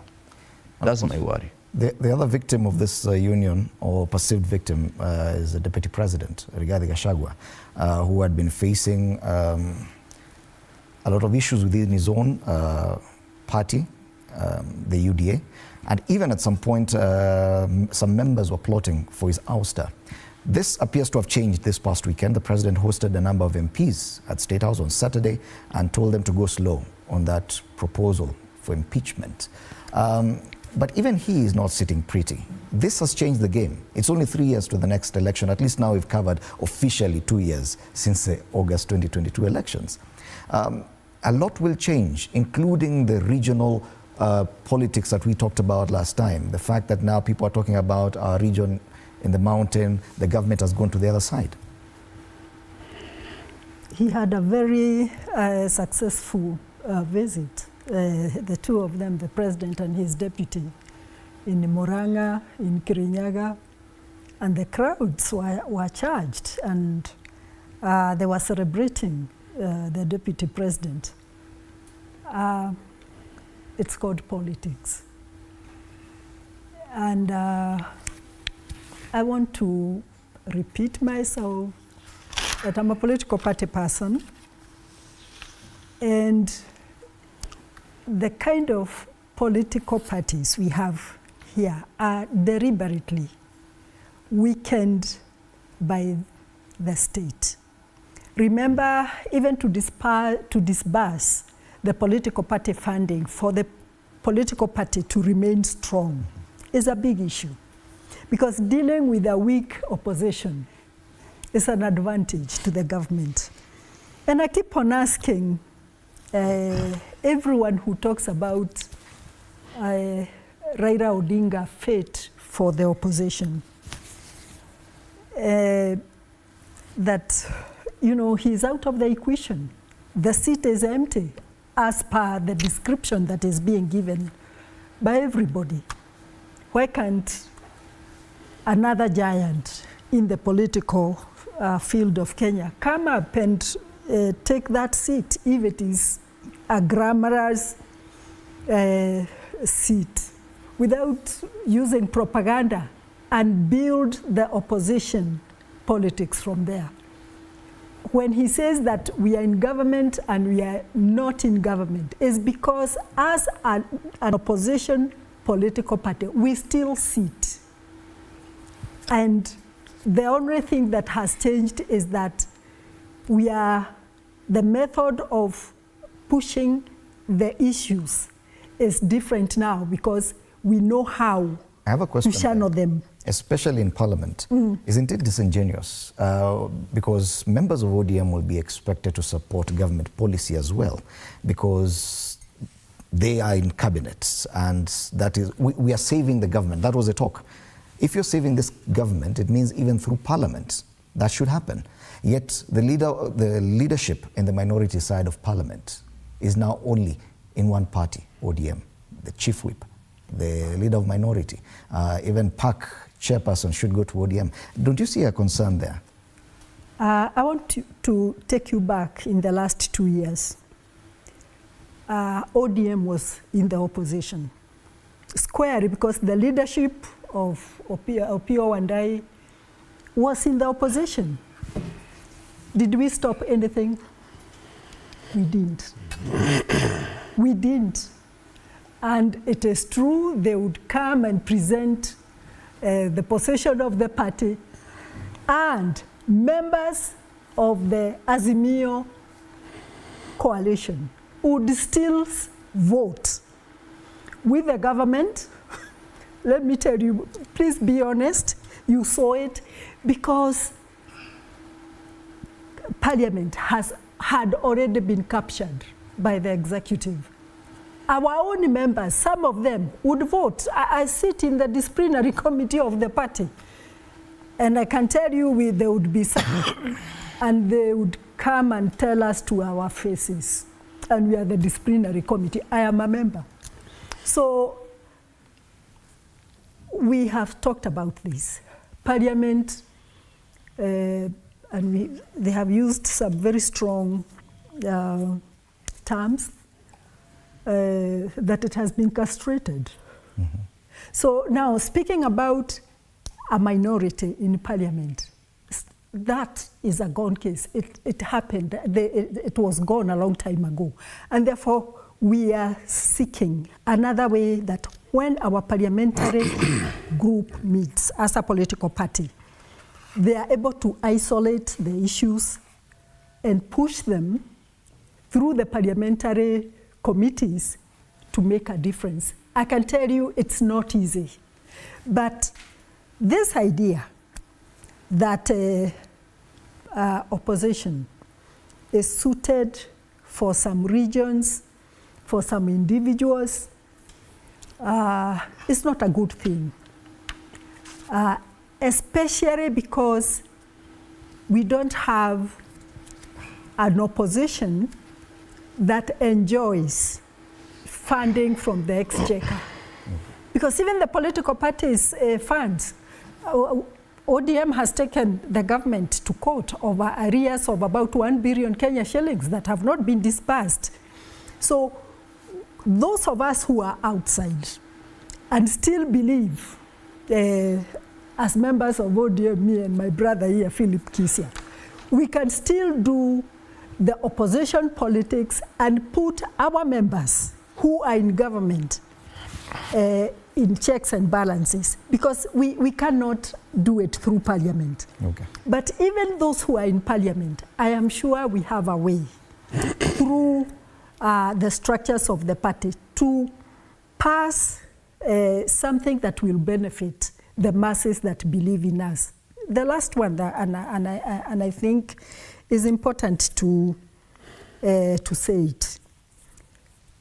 Opposition is important, and I think it is good not to look at the individuals that lead various political parties, like they are weak, like they cannot call, they cannot hold the government in, to toe the line.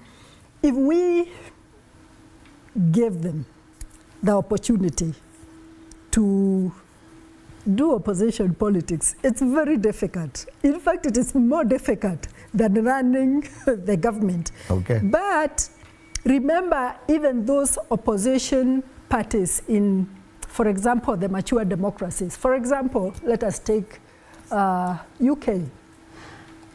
The opposition head, the head of opposition, is a member of the executive in an arrangement that is made within the structure that he can access government information, government funding, and sit within a proper structure. Within a proper structure. Okay. But we are afraid. We are afraid that any of our opposition parties who even shakes hand with the government, you become a traitor. Okay. We have had ministers and ambassadors and whoever, and even heads of state meeting Raila Odinga, even in the previous perhaps government. It's just the it's lack. Not a private office. It's the issue with the structures, probably. That's because our situation is a bit different. But let me, Bonakisa, take you back to the conversation I started about the deputy president's position. And you give ODM 4-6 cabinet slots. Yeah. They ask for more PSS slots. There were rumors. And in Kenyan politics, once you hear a rumor, then you know there's some truth to it, that they want the number 2 position as well. There's even a proposal about a female governor who's supposed to occupy that position going forward. Once you give ODM one thing, they'll come for everything. Do you think that that is what we should expect to see in the near future? You know, Fred, you're putting me in a very, very awkward situation. You know, it's your party, but... a very awkward situation. And I have no capacity to speak on behalf of the party, like my sister who is in the disciplinary committee. And I wish I was given a chance to have on that disciplinary committee because, I mean, the party has a constitution. But Mumbi seems to say that they have been boxed into a corner, and even the disciplinary committee of the party is castrated. It's a very sad state of affairs. You see, just before I answer your question on the deputy president and whether ODM would come for this position, you see, I think what we must recognize that power lies within the people. It is even those people even who find themselves in positions of leadership that they derive their power from the people. And therefore, these are just mere messengers who are carrying a message. And I get very worried when I hear that the messenger who is just a carrier of a message behaves as if he's a boss. It's very unfortunate. So I'm hoping that Mumbi,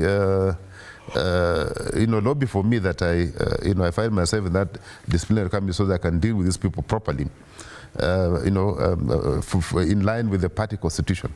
But let me say this, Fred. DP was elected together with the president. He was not selected. He was not appointed. There were 2 of them. So, if I were the one advising the party, and I must say that I'm not holding any party position, but if I was the one advising the party, I would say that if we indeed want to go for a position of the DP, why not go for the big one? Let's go for the big one. Let us cause a coup within the system and take the big one. Because, you see, taking this DP position will not help serve Kenyans in any way. We will just have created a position for one individual. But if we take the big one, the presidency, the big one, then we'll be able to formulate policy, our own policies, we'll be able to implement our party manifesto, we'll be able to address the issues that are affecting our people.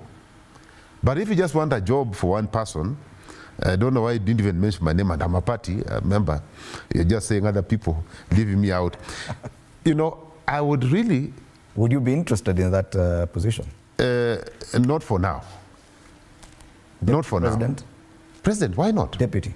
No, not for now. Okay. But President, why not? because I believe that I have the capacity. I believe I can do better. But anyway, so forget about, let's not dream about removing Rigathi Gachagua from his position. It serves no purpose. It will not bring any change. You know, just creating another job. In fact, I feel sorry for Oparanya. Oparanya is threatening and throwing tantrums and saying that, you know, if his advice is not taken, he'll resign. I think he should resign today, because I can tell my brother Oparanya that his advice will not be taken. It has not been taken. Even the people who are there, if you talk to them privately, they will tell you that advice is never taken, that the ministries are run from State House. Mm-hmm. They are policy advisors in State House. There's actually another cabinet in State House. So why frustrate yourself by just removing this friend of mine called Gachagua? And I think he's doing a good job by telling us some truth. The other day he told us that indeed that the members of parliament asked for a bribe, and he also confirmed that his boss actually facilitated. So let's not waste our time going for this little job that just be earning a salary. You cannot influence anything. You cannot even appoint anybody. You cannot stop corruption. You cannot bring down the cost of living. Let us aim at going for this big job. And if we are to remove, let us remove this pair. Okay. Let us get rid of them, both of them. I'm hoping that Tinga can do what he did to Kanu. If that is the strategy, I agree. Any other strategy, my sister, I'm not with you. Okay. If the strategy is get in and blow up this thing so that we can start afresh, that one I support. Okay. ODM appears to have realized that probably they don't have a strong presidential candidate come 2027. And probably the best deal would be to deputize William Ruto in that election. If at all they get to 2027, the deal for ODM would be very different, not going for the big one, but just being part of that government, supporting the same, extending the salvation they've extended for William Ruto beyond 2027. Well, I will leave that to my sister, because she would know better, the secret of who is going to be the presidential candidate. Because we've only had one presidential candidate in ODM, and now in Azimio, so we don't know. Let's first of all think about AU, so that if Raila Amolo Odinga is going to be chairman of AU, he will leave a big vacuum. It will be a big vacuum. There'll be a fight over who becomes that presidential candidate. But I don't know anyone who is as strong as Raila Odinga in this one. So, but people will come up. I mean, I see Kalonzo now trying to move in that position. He wants to move in that direction. So let's see. My proposition is that I would wish that ODM going into this government is to make sure that they actually take advantage of that position and find themselves at the top, just like my brother is saying, at the top, not necessarily in the middle, but at the top. Because, I mean, if you wait for another person to come, to be number 2 or number 1, the next government may not consider you for those positions. I mean, the next government may be different. Where are you positioning yourselves for the next government? This government is almost finished. The time is gone. I mean, this is 2 years now, 2 years. So are you planning for the next one, is my question. And if you're planning for the next one, what is at stake for you? What is your stake? And again, I leave it to the people in ODM. But I would really love to see that if ODM has decided to go into this government, to change the things in this government, to make it more democratic or more useful and for Kenyans, then be planning for what happens in 2027. Be planning. There is the only reason why you are in the government now. It doesn't solve the problem and the appetite for power that is in William Ruto and his team. And so you've come in, and we don't know if you'll be allowed even to make the difference that you think you're going to make. And so, my position is still the same. If you're going to be useful in this country, if you're going to get Kenyans to forgive you, if you're going to get Kenyans to support you, you must, from the very onset, show the difference that you make in this government. Okay. And I'm not so sure. I mean, I saw somewhere in this paper a new cabinet secretary already showing opulence, already going and showing opulence. I mean, and these are ODM ministers. I mean, showing opulence. What is the difference now between this and what we were talking about earlier on? So I am thinking we must, and I think if there's a disciplinary committee in this place, that they should begin with those people who are trying to show opulence even right now. Even if they're in cabinet, they should be called and told, please, don't show us opulence. We know you have money, but why are you showing it to us? So let's move in that direction. If it's not going to make any difference, if it's not going to change the way things are, if we're going to remain the same, opulence, the theft and so on, then, I mean, surely Kenyans won't forgive you. Okay, but Raila Odinga is known to have long-term plays sometimes, and a few positions in cabinet may not really be the end game for Raila Odinga, and ODM for that matter, that probably they're looking at beyond 2027. Solidifying their position in government, I think it would be better to go for the deputy president's position, the running mate, come 2027. Don't you think that could be part of the strategy going forward? Yes, I have a lot of, in my own little understanding of politics, one, Rigathi Gachagua can rest pretty for the intervening period up to February 2025, when Raila secures the position at the AU Commission as the chair. And at that time, the next round of things will take place. The rapprochement between the deputy president and the president that was reported over the weekend is just akin to fattening a bull for slaughter. Because the way I see it, the next election, 2027, will be 20 years away from the ODM formation in 2007. And therefore, the team that I'm seeing fomenting is the reincarnation of the ODM wave in 2007, which was basically Western Alliance.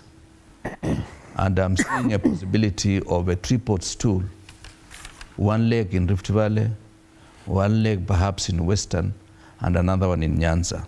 And the president himself has pronounced very well that he would wish that if the governor or the president is a man, then the opposite gender should occupy the second position. And possibly one of the governors from Nyanza has been mentioned. So if Raila will be in AU, then that position will obtain for one of the governors in Nyanza who happens to be a lady. Now, the second issue that is important is that the impeachment, I'm not seeing it flying because it can go and destroy even the president himself. Because I don't think a section of this country will be sitting pretty to see the president roll out his deputy. Now, my take, Fred, is that let us engage and ask ourselves, is this constitution organic to our thinking as Kenyans? And if it's not organic, why don't we rethink it in a way that we create institutions of government so that it becomes unattractive for me in the opposition to want to go to government? And it will not mean spending a lot of money. But of course, the state does not want a strong opposition. That's why Dr. Mumbi was saying even up to now, there is money that has not been given to political parties. And you will not need a lot of money to stop corruption. Even if you are to dedicate every year 10 billion, that is 50 billion in 5 years, to have a shadow cabinet with a shadow leadership in the opposition to checkmate the government of the day, it will be better. Because why do people want to go to government? One is because of position of leverage, and I think the second reason may be to partake in stolen goods under the name corruption. So why don't we make it irresistible for somebody to want to stay in the opposition and make it attractive. You see, the Parliamentary Service Commission that you know today is the architect of Peter Castro Oluaringo. And he used to tell me, Kirwa, I want us to make it unattractive for one sitting member of parliament to want to be a minister. And that was something ingenious that gives some respect to members of parliament, because somebody who has served 2 terms will go home with about 10 million, and for the rest of his life get something about 100,000 incrementally. Perhaps if somebody will be by 20 years, that person will be earning about 300,000 as a former member of parliament. Why don't we accept that we will save more money by creating strong opposition, giving it the necessary structures, and allowing it to checkmate the government of the day? We are not doing it because of William Ruto. Okay. There will be other people to come in. And even Ruto may go to the opposition in the next election. Why don't we give him a place to settle so that he will not be hanging around town creating mayhem for the government? Okay. Today, I thank God he won. Today, if Raila had won, we'll be worse off because he had created hope in the people of Kenya. So Ruto is not fighting opposition. He's fighting against his own promises that he made. Okay. And he has created hope in many Kenyans. That hope is now backfiring on his face. Well said, and I think that wraps up that conversation because we really spent time on it, and we only have like 9 minutes left. And as you make your final comments, I'd want us to focus on something that will become big news probably once it hits the Senate today, this week, and that's the impeachment of Governor Kawira Mwangaza in Meru.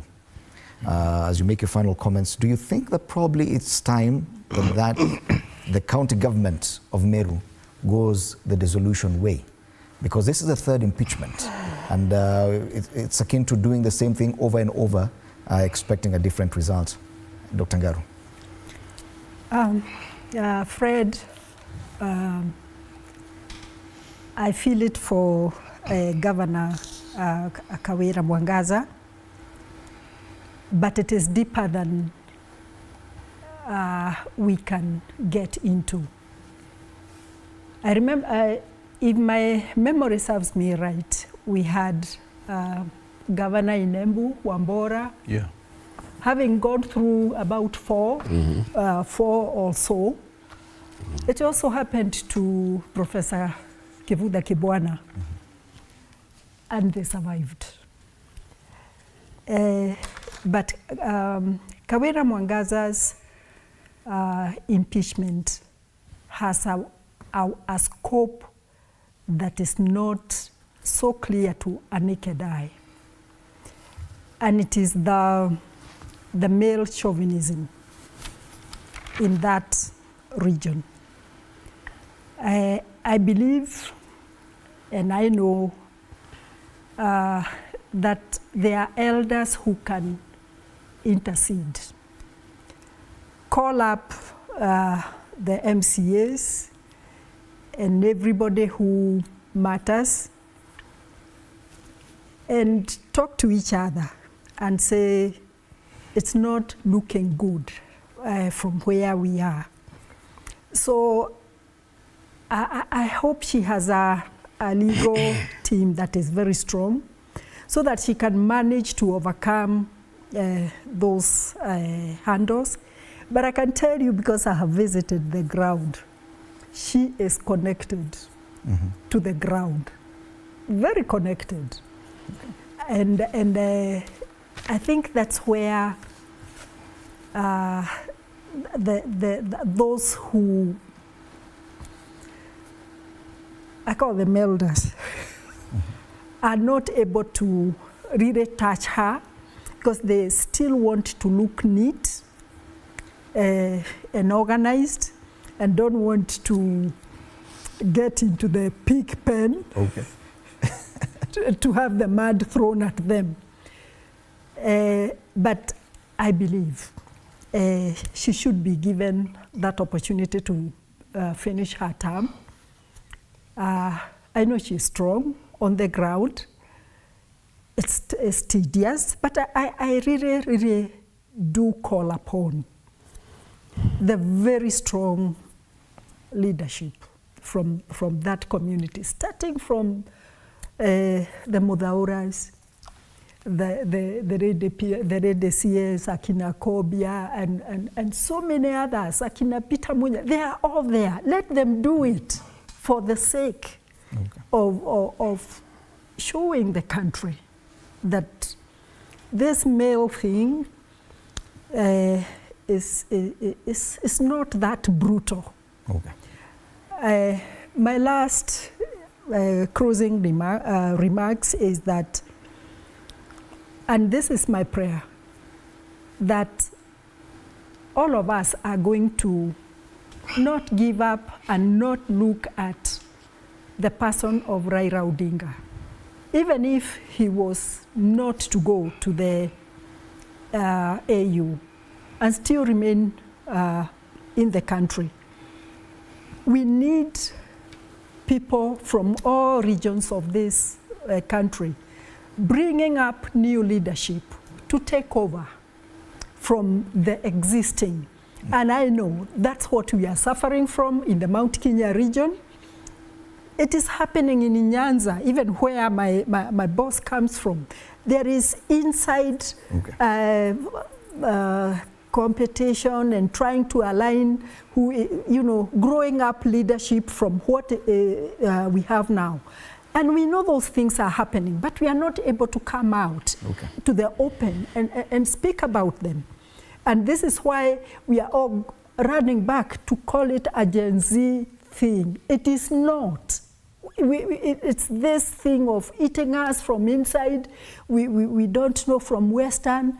Where is Philip trying to fit himself? Where is, and we should do it openly. Thank you. Philip Kisia. Well, my sister, you don't have to worry about me. I'm as white as a peeled potato. So let me say this, Fred. I think, in my view, we need to completely relook at the architecture of county governments. Because when Kenyans were proposed to have these county governments, it was about devolving resources, devolving services.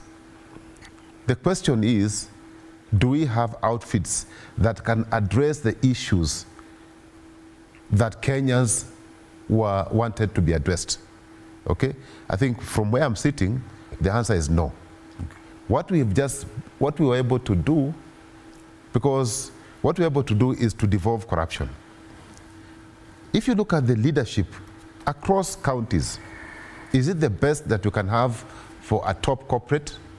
If you, Fred, were given that opportunity and you're owning that county, would you give mediocrity leadership to provide leadership in such a county with such resources? Of course, the answer is no. The issues of governance, I think we've totally, completely failed. And therefore, what people are fighting for to get into that space, they are not fighting to come and correct the issues that are affecting the counties, but they are getting in, they're hoping to get in to dive into the resources that are there. From the time devolution was rolled out, we have seen about almost 4 trillion shillings going to the devolution. There are a few counties which have something to show, but a majority have nothing to show because of the architecture and leadership. Finally, Fred, it is good that the temperatures have come down.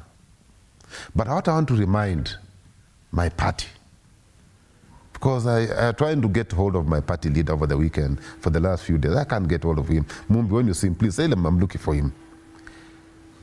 What Kenyans are seeing and what people may not be able to tell those in leadership is that they are being seen as the savior of the oppressor. Because Kenyans are oppressed. They are hoping that they will have a savior. The savior seems to, in the eyes and in the lenses of the Kenyans, the oppressor has been saved. So unless we are saying that we are getting in to create some good manners within that space so that the oppressor can stop oppressing people, I think we are headed into bad times. Okay, thank you, Bwana Kisia. And I'll ask my director to give me at least 2 more minutes to allow the other two gentlemen to finish up. Thank you very much. And I've just asked the question, what are the lessons learned? 3 times impeached. What are there no lessons learned to get rid of this impeachment? What is it that the governor is doing that annoys all these guys 3 times? Until now, they have to bring the thing to the Senate. But finally, we need to deal with the animal or the dragon called impeachment laws, because it's just a way of cashing on money, and corruption comes in. And it's very wrong. It's very wrong. So anyway, I would wish that Governor Mwangaza, if she survives this one, what are the lessons you've learned? Thank you. Finally, Bwana Kirwa. Yes, Fred, thank you for this opportunity, and thank you for always inviting us to the morning show. A case study that people should have been able to publish is that of Professor Kivuta Kibwana, because with a lot of courage, humility, and sense of focus, he was able to stem the monster from MCAs. MCAs are not different from the councillors of the past, because at times when they look at the resources of the county, and the year it could be about 8 billion, they can say we can eat off 1 billion, and the rest of it can still go to the public. And therefore they have acquired that space. And in a situation like that of Kawira Mwangaza, there are a number of factors, apart from what Dr. Mumbi said, male chauvinism, because she's a female. She's also an independent candidate in a place where there are 3 strong parties, the Mbas of Kiraitu Murungi, the PNU of Peter Munya, and the UDA that has a number of MCAs. And none of the 3 players is willing to give space to Mwangaza. Because in Kenya, when you defeat me, you are my enemy. Mm-hmm. When I defeat you, you are also my enemy. So the 2 guys, Kiraitu and Peter Munya, ran against him. And the UDA forces, they feel that seat should be theirs. So I feel for her, and I think we need to relook at the whole architecture of county government. The way Mr. Kisia said, we are wasting a lot of resources. There is no county that is doing well. I was told that in the last assessment, it's only Narok that is spending a modicum of resources in development. Most of other counties, they are spent on operation, trips, and the rest goes to pilferage. Mm-hmm. Yep. Wow. Yes, the fate of Kawira Mwangaza, the county governor of Meru County, is before the Senate this week after her 3rd impeachment in less than 2 years. And of course, we'll continue with that story. Thank you so much, my panelists, Kipruto Rapkiru, Agriculture Minister in the Kibaki 1 administration, Samuel Pugisio, ICT Minister in the Kibaki 2 administration, Philip Kisia, one-time Nairobi Town Clerk and Leadership and Governance Expert, and Honorable Dr. Mumbi Ngaru, one-time Mayor of Thika Town, and also one time served at the East Africa Legislative Assembly. Asanteni sana for your time at TV47 that we value so much. A lot coming up after the break right here on Morning Cafe. Don't go far. Matters to do with health, colon cancer, as well as drug abuse with my colleague Stanley Nyaringita. Do stand by for that. My name is Fred Indimuli. Have a lovely day.